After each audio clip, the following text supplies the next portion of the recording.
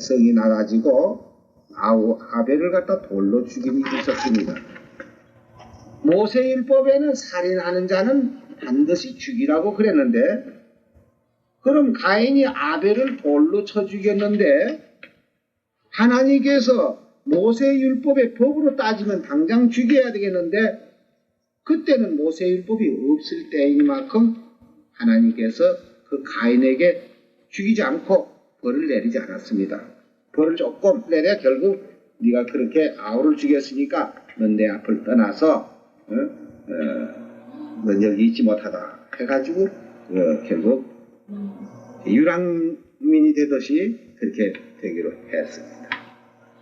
그러니까 모세율법을 따지면은 당장 죽여야 될 게지만, 그땐 너 사람을 죽이면은 너는 죽는다 하는 그런 말도 없었고, 사람을 죽이는 데에 대해서는 법이 거기에 기록되어 있지 않기 때문에 살인을 했지만은 그를 갖다가 심한 형을 내릴 수 없었던 것입니다.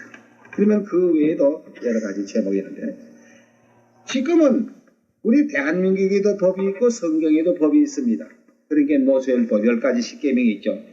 이 십계명을 아마 기독교인들 쳐놓고는 전부 십계명을 중심으로 해가지고 그게 죄다 죄가 아니다 하는 것을 거기서부터 마음에서 양심의 가책을 받고 우리 마음의 죄를 정하게 되고 이렇게 되는데, 그럼 전에 지은 죄로 말미암아 우리가 사망에 이르게 되는데, 여기서 뭐를 없애면은 다시 살 수 있냐면 죄를 없애면은 사는 길이 여기서 열립니다. 그래서 이제 사는 길을 주시기 위해서 예수님이 1900년 전에 오셔가지고 새로운 법을 줬습니다.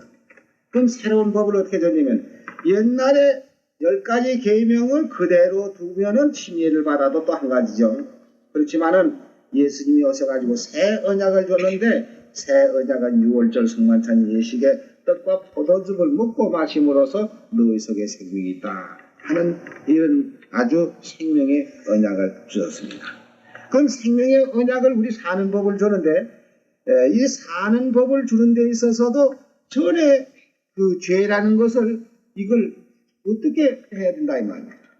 그냥 없앨 수는 없는 게고, 전에 지은 거는 죄값은 사망이라고 했어요. 죄값은 사망이라는 건 6장 23절에 보면 죄의 삭은 사망이요 하나님의 은사는 그리스도 예수 우리 주 안에 있는 영생이니라. 그게 죄의 값은 사망이니까 언젠가는 우리가 죽어야 되는 것입니다. 그럼 이 죽는 것을 어떻게 아주 죽어버리면 곤란하니까 미리 죽는 법을 갖다가서 성서적으로서 우리 죄를 장해 지내는 법이 있는데, 그 장해 지내는 법을 하나 보겠습니다. 골로새 2장 12절이요.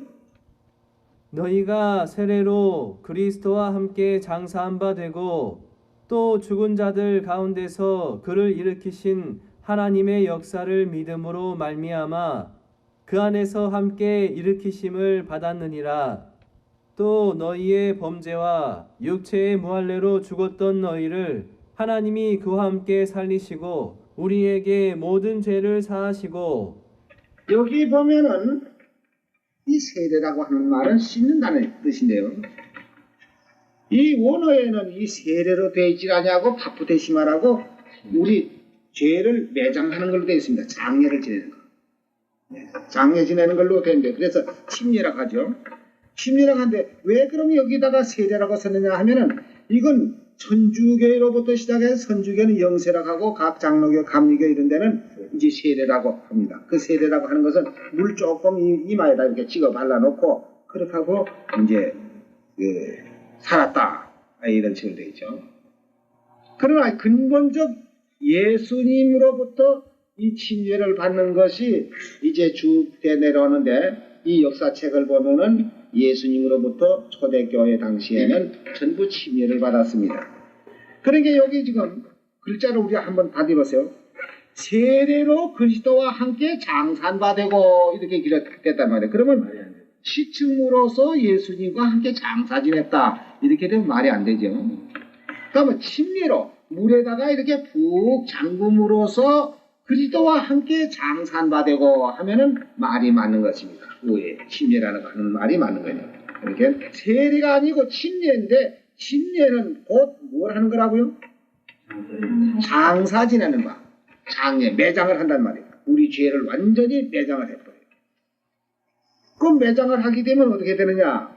죄의 값은 사망이니까 우리가 죽어야 되니까 언제 죽어도 죽으니까 지금 의식적으로서 죽음을 미리 그만 장례식을 하는 것입니다. 장례한 바 되고 또 죽은 자들 가운데에서 예수님이 십자가에 돌아가셔서 무덤에 장례 지냈죠. 장례 지낸 후 3일 만에 부활하셨어요. 그 말씀과 같이 또 죽은 자들 가운데에서 그를 일으키신, 그를이라는 건 뭐냐면 예수님을 일으키신, 부활시키신 하나님의 역사를 믿음으로 말미암아 그 안에서 함께 일으키심을 받느니라. 누가 일으키심을 받죠? 침례 받는 사람이 이제 죽어서 장례를 지냈는데 죽고 난 후에 예수님을 살리신 것과 같이 그 사람도 새로 일으키심을 받는다 이겁니다. 이렇게 의식으로 우리 죽음을 먼저 맛보고 장례를 지내지 않으면은 죄값으로는 언젠간 죽어야 돼요. 그러니까 이 죽음을 갖다가 미리 그만 예방을 해버리는 것입니다. 옛날에 호일자병이라고 한다든지 무슨 이런 병마가 올 때에는 미리 예방하듯이 우리 죽음을 미리 예방을 해서 죽어서 죄를 그만 없애버려요. 그래서 죽은 사람은 죄 때문에 죽었고 다시 일으키는 거는 누구 때문에 일으키죠? 예수님을 죽은 가운데에서 일으키신 하나님의 역사를 내가 믿기 때문에 나도 이제 죽어서 장례 지냈고 예수님을 살리신 것과 같이 나도 새로 일으키심을 받는다. 그와 같이 우리 죄를 지금 침례를 받음으로써 이제 그 과거의 죄는 완전히 정리되는데 그 죄 때문에 내가 사망이 왔고 이런데 이제 죄를 없이 해줬는데 침례를 받음으로써 죄는 없어졌지만 깨끗한 몸이 또 이 세상에 사니까 자연히 우리 이목이 있고 뭘 보는 것이다. 세상에 이 눈이 이거 있다고 해서 이 보는 거 자꾸 함부로 봐도 이거 안 되는 거예요. 이 눈 잘못 보면 그만 큰 범죄를 하는 수가 있고 또 이 귀가 있다고 해서 이 귀가 자꾸 그저 뭐 들으면 좋은 줄 알아도 이게 좋은 말 들어야지 나쁜 말 들어보면 이 귀가 범죄를 또 해요. 그러니까 세상에 모든 불의한 것이 죄라고 했습니다. 그럼 또 죄 지면은 또 죽는 거 아닙니까? 그럼 매일 뭐 하루 한 번씩 침례를 받다가 집회해야 안 되겠느냐 이렇게 생각하는데 그럼 우리는 어떤 것이냐? 죄를 없이 했으면 죄를 짓지 않도록 만들어줘야 된다.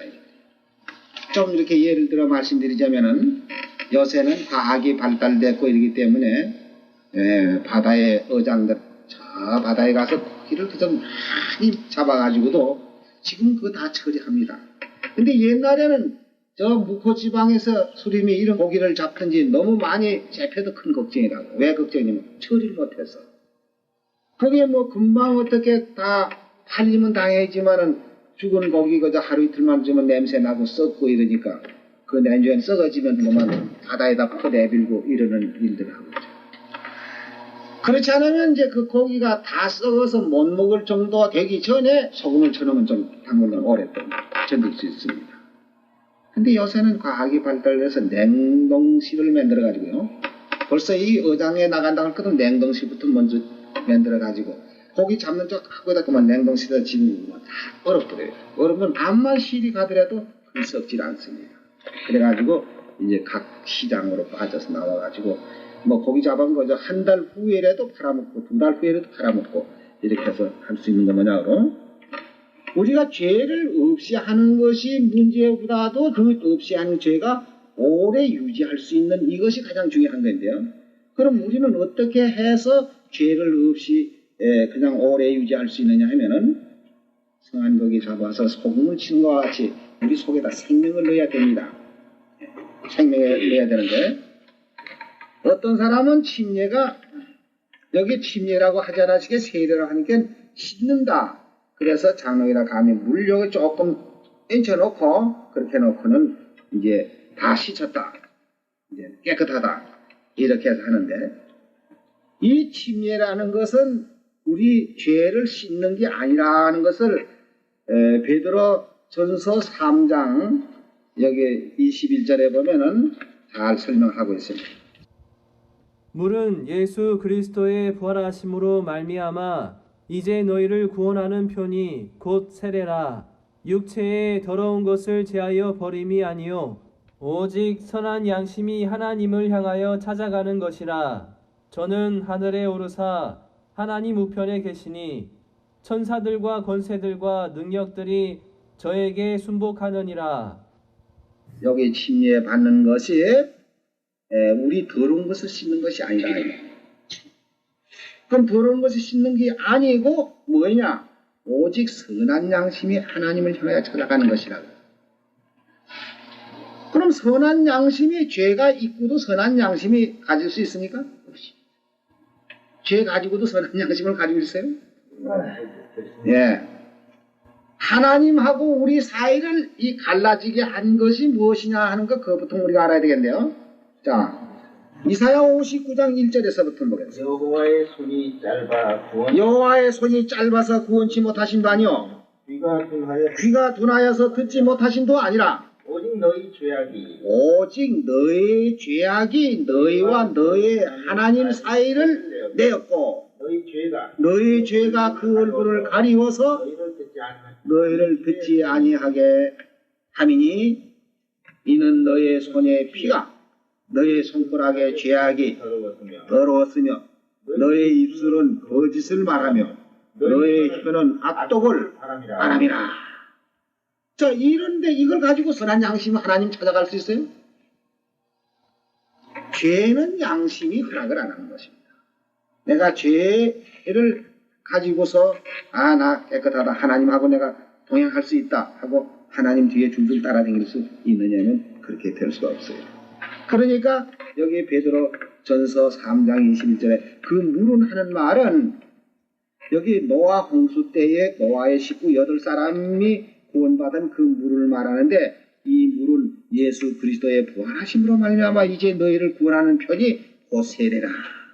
육체의 더러운 것을 제하여 버림이 아니요 오직 선한 양심이 하나님을 향하여 찾아가는 것이냐. 그러니까 죄가 완전히 다 청산되고 장례제 매장을 시쳐가지고는 안 되죠. 시청은 아주 죄의 뿌리가 남아있단 말이에요. 그 뿌리가 남아있으니까 언제든지 뿌리가 남아있으면요 저 산에 아카시아 나무 그 많이 있는데 어떤 사람 그 아카시 나무 이걸 없애려고 비언해도 또 나오고 비언해도 또 나오고 애를 먹는 게다. 그래서 이 사람이 비다가 못해서 이래가지고 안 된다. 그래서 이제 그때 막 오개를 가서 부럭지를 막 파내 그래요. 그래 놓으니까 이제 그게 안 나온다. 죄를 씻어서야 안 되죠. 그러니까 장애를 지내는 겁니다. 그렇게 해서 이제 완전히 죄의 뿌리를 빼서 내버리고 이제 선한 양심을 가지고 하나님을 향하여 찾아가는데 그럼 침례받고 또 지으면 어떡할까요? 그러니까 침례받고 죄를 짓지 아니하는 이 새 언약이 있습니다. 새 언약. 요한복음 6장 53절에서부터 예수께서 이르시되 내가 진실로 진실로 너희에게 이르노니 인자의 살을 먹지 아니하고 인자의 피를 마시지 아니하면 너희 속에 생명 없느니라.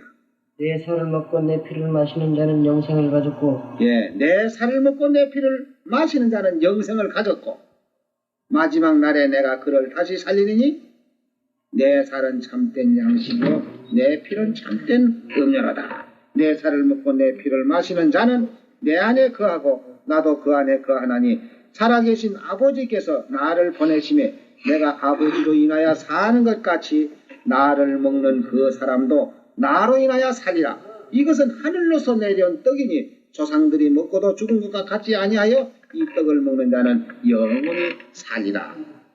그러니까 예수님의 살을 먹고 예수님의 피를 마시면 우리 속에 생명이 들어가는 겁니다. 생명. 자, 생명이 들어가고도 또 썩는다면 어떡합니까? 생명이 들어가 있는데도 또 썩는다고 할 수가 없지요. 그러면은 때로는 이제 우리가 침례를 받고도 이 세상에 살다 보면 그 세상 사람과 같이 지내다 보니까 본의 아닌 불의한 것들이 더러 많이 있습니다.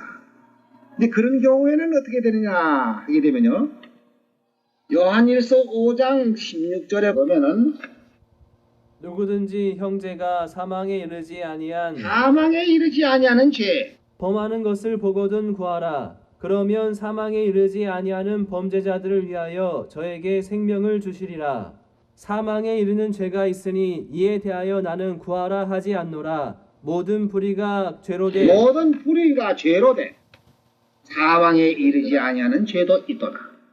그러니까 이 사망에 이르는 죄라는 것은 어떤 것이냐 하면은 우리 세상 죄에도 너무 심하게 하는 것들은 안 되지만은 여기에서 사망에 이르는 죄가 뭐인가? 히브리서 10장 26절. 우리가 진리를 아는 지식을 받은 후 우리가 진리를 아는 지식을 받은 후에 짐짓 죄를 범한 적. 여기 죄라는 건 무슨 죄냐면은 그 다음에 나옵니다. 어떤 게 그 죄냐면 짐짓 죄를 범한 적 다시 속죄하는 제사가 없고, 이 속죄라는 것은 이 새 언약을 말하는 것입니다. 속죄하는 제사가 없고 오직 무서운 마음으로 심판을 기다리는 것과 대적하는 자를 소멸할 맹렬할 불만 있으리라. 모세의 법을 폐한 자도 두세 증인을 인하여 불쌍히 여김이 없이 받지 못하고 죽였거든. 하물며 하나님의 아들을 밟고 자기를 거룩하게 한 언약의 피를 부정한 것으로 여기고 은혜의 성령을 욕되게 하는 자의 당연히 받을 형벌이 얼마나 더 중요하겠느냐 너희는 생각해봐라. 그러니까 여기 무슨 죄겠어요? 새 언약. 예, 이 언약의 질을 배반하고 나가는 것이 이것은 다시 속죄하는 제사가 없어요. 왜 그러냐면은 새 언약을 통해서 예수님의 살과 예수님의 피로 우리의 생명을 줬고 영생을 줬는데도 불구하고 그것을 부인하고 나갔을 때에는 옛날 모세의 율법을 폐한 자도 불쌍히 여기지 않고 죽였거든. 두 사람의 증인을 인해서 하물며 하나님의 아들을 밟고 자기를 거룩하게 하는 언약의 피를 부정하게 여긴다. 이것이 다시 용서함을 받을 수 없는 죄라는 것을 여기 말했습니다. 그러면 우리 속에 생명을 넣어준다는 말씀, 아까 어떻게 하면 생명이 들어간다고요? 요한복음 6장 53절에 예수님의 살을 먹고 예수님의 피를 마시면 너희 속에 생명이 있다. 생명이라는 뜻은 뭐냐면은 영원히 사는 뜻을 말합니다. 생명이 없으면 죽은 사람이고 생명이 있으면 산 사람입니다. 그러니까 생명이 있는 사람에게는 죽음이 있질 않지요. 그냥 영생이 항상 살아가지고 있기 때문이요. 근데 예수님의 살과 예수님의 피를 어떻게 우리가 먹고 마시느냐? 예? 그것이 누가복음 22장에서 우리가 볼 수 있습니다. 누가복음 22장 7절입니다. 유월절 양을 잡을 무교절 일이 이른지라 예수께서 베드로와 요한을 보내시며 가라사대 가서 우리를 위하여 유월절을 예비하여 우리로 먹게 하라.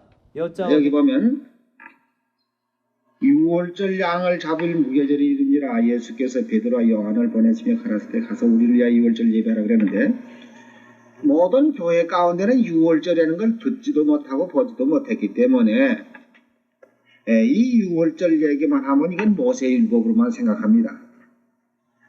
모세율법에 양 잡고 소 잡고 유월절 지킨 그걸로만 착각을 한다 이 말이에요.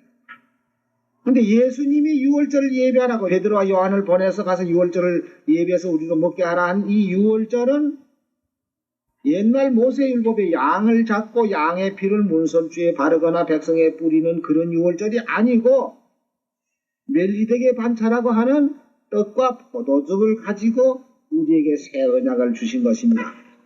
19절 보세요. 또 떡을 가져 살해하시고 떼어 저희에게 주시며 가라사대 이것은 너희를 위하여 주는 내 몸이라. 내 몸이라. 예수님이 내 살을 먹으면 너희 속에 생명이 있다는 게 이것이 내 몸이라. 너희가 이를 행하여 나를 기념하라 하시고 저녁 먹은 후에 잔도 이와 같이 하여 가라사대 이 잔은 내 피로 세운 새 언약이니 온 너희를 위하여 붓는 것이니라. 이렇게 해서 여기 새 언약이라는 말씀인데 이 새 언약은 예수님이 이 세상에 오시기 전 약 650년 그 이전에 에레미야 선지자가 여기서 예언을 했습니다. 에레미야 31장 31절이요. 나 여호와가 말하노라. 보라, 날이 이르리니 내가 이스라엘 집과 유다 집에 새 언약을 세우리라. 나 여호와가 말하노라. 이 언약은 내가 그들의 열조의 손을 잡고 애굽 땅에서 인도하여 내던 날에 세운 것과 같지 아니할 것은 내가 그들의 남편이 되었어도 그들이 내 언약을 파하였음이니라. 나 여호와가 말하노라. 그러나 그날 후에 내가 이스라엘 집에 세울 언약은 이러하니 곧 내가 나의 법을 그들의 속에 두며 그 마음에 기록하여 나는 그들의 하나님이 되고 그들은 내 백성이 될 것이라. 650년 전 그 즈음에 에레미야 선지자가 이제 장차 이 앞으로 600년 후에면 메시아가 세상에 오셔가지고 이제 새 언약을 세워 주실 것이다 하고 미리 예언한 그대로 모세 율법이 아닌 이 새 언약을 세워 주실 것을 예언했습니다. 이 새 언약은 우리로 하여금 무조건 사는 법을 줬어요. 생명의 법을 줬단 말입니다. 사는 법. 그러면 히브리 8장 6절에 보면 어떻게 연결이 되어 있는가 한번 가서 보겠습니다. 그러나 이제 그가 더 아름다운 직분을 얻으셨으니 예, 그가라고 하는 말은 누구죠? 예수님이 더 아름다운 직분을 얻으셨으니 이는 더 좋은 언약으로 세우신 더 좋은 언약의 중보시라. 누가 중보시에요? 예수님이 새 언약의 중보시라. 저 첫 언약이 무흠하였다면 흠이 없었더라면 둘째 것을 요구할 일이 없었으려니와 저희를 허물하여 일러서되 주께서 가라사대 볼지어다 날이 이르리니 내가 이스라엘 집과 유다 집에 새 언약을 세우다. 여기 주께서 가라사대 하는 말은 에레미야 31장 31절에 기록되어 있는 말씀을 이쪽에다가 반복해서 지금 그 예언과 맞춰서 사도 바울이 진리를 증거하고 있는 그 말씀입니다. 13절에 보면 새 언약이라 말씀하셨음에 첫 것은 낡아지게 하신 것이 낡아지고 쇠하는 것은 없어져 가는 것이라. 그러니까 옛 언약으로서는 우리 죄를 정하여 줄 따름이요 그 죄에서 결국 죽을 수밖에 없는 우리를 이 새 언약으로서 생명을 얻고 영생을 얻는 이런 진리를 주었습니다. 고린도후서 3장을 보겠습니다. 새 언약이 어떤 것인가 여기 나오죠. 또 6절입니다. 저가 또 우리로 새 언약의 일꾼 되기에 만족해 하셨으니 의문으로 하지 아니하고 오직 영으로 함이니 의문은 죽이는 것이요 영은 살리는 것이라. 여기 지금 잘 보세요. 저가 또 우리로 하여금 저가는 누구냐면 예수님이 또 우리로 새 언약의 일꾼 되기에 만족해 하셨으니 의문으로 하지 아니하고 오직 영으로 하면 의문은 뭐죠? 의문은 구약 모세율법을 말하는 의문으로 하지 아니하고 오직 영으로 영은 새 언약을 말하는 겁니다. 영으로 함이니 의문은 죽이는 것이요 영은 살리는 것이라. 의문은 왜 죽이는 겁니까? 예? 정하는 거. 예. 율법 아까 로마서 7장에 거기 그런 말씀 있죠.